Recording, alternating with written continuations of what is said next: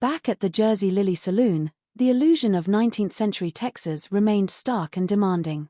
Andrea Barkley sat at a wooden table, her head resting in her hands. She felt completely, utterly defeated. "Here I am in a stupid fantasy, and I still cannot sing," she bemoaned to herself. "Hang me. I deserve it. There is nothing for me to live for anyway." Judge Roy Bean, who had been cleaning a glass behind the bar, overheard her dramatic declaration. He walked over to her table, his rough exterior softening with a sense of paternal concern. "Oh, stop talking that way," Judge Bean urged, his voice surprisingly gentle. "Pretty young filly like you has got everything to live for." Andrea looked up at him, her eyes filled with tears. "You do not understand," she said, her voice cracking. "It was my first, last, and only chance to make it on the stage. And I am a failure." Judge Bean sat down across from her, pushing a small glass of water toward her. "Here," he said. "It did not sound too bad, what I heard, anyway." Andrea sniffed, looking at him with a mix of confusion and anger. "Well, if you liked it, why did you yank me off the stage?" she demanded. Judge Bean looked down, looking somewhat embarrassed by his own actions. "Oh, now, it was nothing personal, miss. Excuse me, what is your name?" he asked. "Andrea Barkley," she replied. "Well, now, listen up, Andrea," Judge Bean said, leaning in to share his secret. "I built that stage out there special. Built it for the woman I love. And only the woman I love will ever sing there." Andrea blinked in surprise. "Who is she?" she asked. Judge Bean's eyes lit up with absolute devotion. "Miss Lily Langtry," he stated proudly. "The most beautiful, the most talented, the most gracious lady in all the world. She will be here in a couple hours on the afternoon stage. I have been waiting 2 years on this." Andrea's jaw dropped. 2 years. She repeated. "Yeah," Judge Bean admitted, a nervous chuckle escaping him. "And I am as nervous as a fat hog at a barbecue. Hey, I want to be dressed real nice when she gets here." He stood up, smoothing down his vest and looking at Andrea for approval. "You think this will do?" he asked. Andrea smiled softly, touched by his vulnerability. "It is very nice," she assured him. "She is a very lucky woman. If a man felt that way about me, I would be so proud." Judge Bean nodded, his anxiety returning. "That is why I have got to make a good impression on her," he explained. "This is my first, last and only chance to show Miss Lily how much I really love her. But the fact is, I ain't got a hell of a lot of class. My manners could use some polishing." Andrea saw an opportunity to be helpful. "You probably just need a little coaching," she suggested kindly. Judge Bean scratched his chin, looking even more sheepish. "Well, there is one other thing," he confessed. "I want to have a nice speech all ready for her when she steps down off that stage. I tried to write something down. But the truth is, I can hardly read, much less write." He looked around nervously, ensuring none of his patrons were listening. "Of course, the boys out there, they do not know that." Andrea felt a deep wave of sympathy for the tough judge.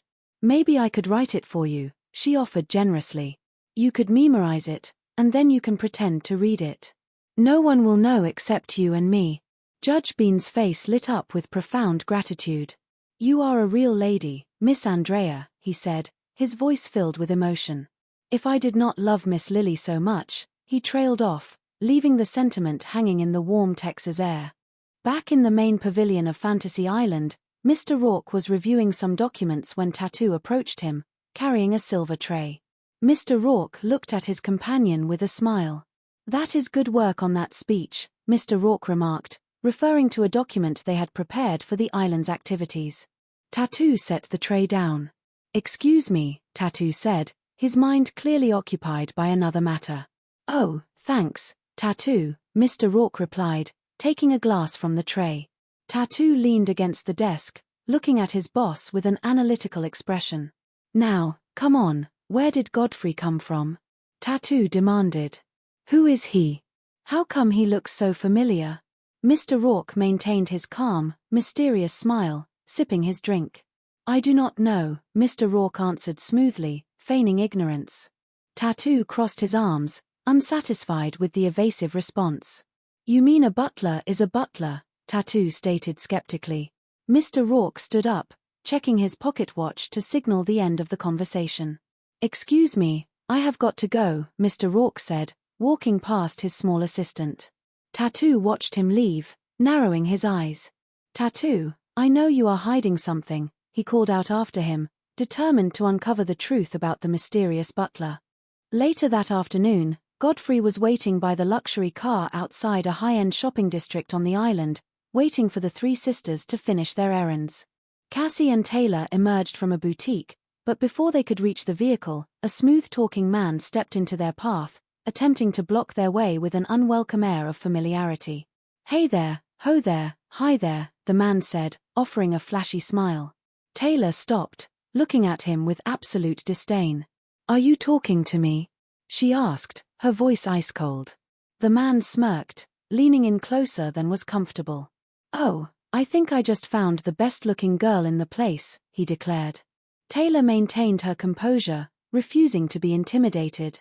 "I am really very flattered, but I did not come here to get picked up," she replied formally. "I just want to talk a little, that is all." The man refused to take the hint, stepping even closer. "Come on, now, be nice," he urged. Cassie, watching the interaction, stepped forward to defend her sister. "She is being nice," Cassie chimed in sharply. "I would have told you to butt out the first time you opened your mouth." The man's smile turned into a sneer as he looked at the two sisters. "You know, you two make one hell of a couple," he insulted. "You sit there and feed your face, and Miss High and Mighty here sits and feeds her ego." The situation was escalating, and the man stepped forward aggressively. "You did that on purpose, man. I ought to knock your," he began, threatening them. Cassie, completely unfazed, egged her sister on with a mischievous grin. "Go ahead, she is a black belt," Cassie warned the man. "Come on, Taylor, show him your stuff." Godfrey, seeing that the situation was about to turn into an unnecessary confrontation, stepped in between the sisters and the aggressive stranger. His presence was imposing, his voice calm but filled with an undeniable authority that belonged to someone used to commanding large crowds. "Wait a minute, just hold everything," Godfrey commanded, his voice cutting through the tension. "These people want to violence everyone watching the news, right?" Cassie laughed, enjoying the butler's sudden assertiveness. "Cassie, take it easy," Godfrey instructed mildly. "Taylor, get your things, we are going home." Taylor looked at Godfrey, a new spark of respect and attraction gleaming in her eyes. "Oh, Godfrey," she murmured, genuinely impressed. "Cassie, get in the car," Godfrey ordered, opening the door for the youngest sister. Taylor smirked as she slid into the passenger seat. "That masterful tone of voice you are using really turns me on," she teased the butler. Godfrey remained professional, turning to the stunned troublemaker on the sidewalk. Have a nice day," Godfrey said politely before closing the driver's door and starting the engine. As the car pulled away, the troublemaker walked over to a companion who was waiting nearby. "Hey, come over here a second," he told his associate, pointing at the departing vehicle. "The guy that just left with the girls, tell me about him." Back in the historical illusion of Langtry, the afternoon stagecoach finally arrived, throwing up a cloud of dust as it came to a halt. The townspeople gathered around, expecting to see the famous actress. Judge Roy Bean stood at the front of the crowd, holding the piece of paper Andrea had prepared for him. He cleared his throat and began to read with dramatic flair. "As Justice of the Peace and the only law west of the Pecos, I am privileged to welcome you, the fairest flower of this great and beautiful land," he proclaimed proudly. However, as the dust cleared and the coach door opened, only a solitary mailbag was thrown to the ground. The actress was not on board. A local resident named Dee stepped forward, a mocking grin on his face. "It looks like you have been stood up, Roy," Dee shouted to the crowd. "You see old Roy's face?" The townspeople began to chuckle and murmur among themselves, enjoying the judge's public embarrassment.